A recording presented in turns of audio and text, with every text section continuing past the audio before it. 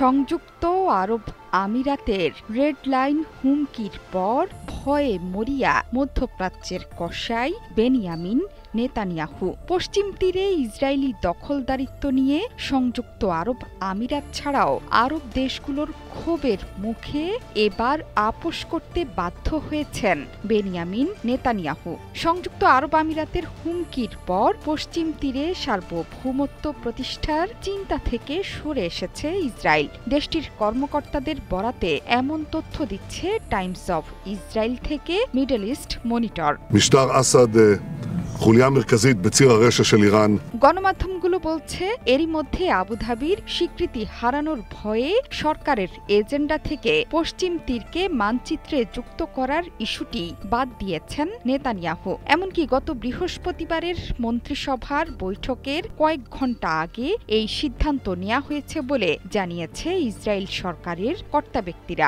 সংযুক্ত আরব আমিরাতের পর এই ইস্যুতে ইসরায়েলকে হুমকি দিয়েছেন সৌদি যুবরাজ মোহাম্মদ বিন সালমানও। আমিরাতের সাথে একমত হয়ে ইসরায়েলের সাথে সম্পর্ক স্বাভাবিকীকরণের সিদ্ধান্ত থেকে সরে আসার হুমকি দেন যুবরাজ। পশ্চিম তীরের দখলদারিত্ব নিয়ে ইসরায়েলি অর্থমন্ত্রীর বক্তব্যের পরই ক্ষোভে ফুঁসে ওঠে আরব বিশ্ব। ইসরায়েলি মন্ত্রীর মতে পশ্চিম তীরের ৮২% চলে যাবে তাদের দখলে। এর কারণ হিসেবে ফিলিস্তিন রাষ্ট্র প্রতিষ্ঠার সম্ভাবনাকে চিরতরে মুছে দিতেই এই পদক্ষেপের কথা বলছে দেশটি। এই ঘোষণার পর ক্ষুব্ধ প্রতিক্রিয়া দেখায় সংযুক্ত আরব আমিরাত। তারা জানায় ইসরায়েল দেশটির সঙ্গে অধিকৃত পশ্চিম তীর পুরোপুরি যুক্ত করলে সেটি চূড়ান্ত সীমা লঙ্ঘনের শামিল হবে। এমনকি এই পদক্ষেপ আব্রাহাম চুক্তির মূল চেতনাকে ক্ষতিগ্রস্ত করবে বলেও হুমকি দেয় দেশটি। أقف اليوم أمد يد سلام وأستقبل يد سلام।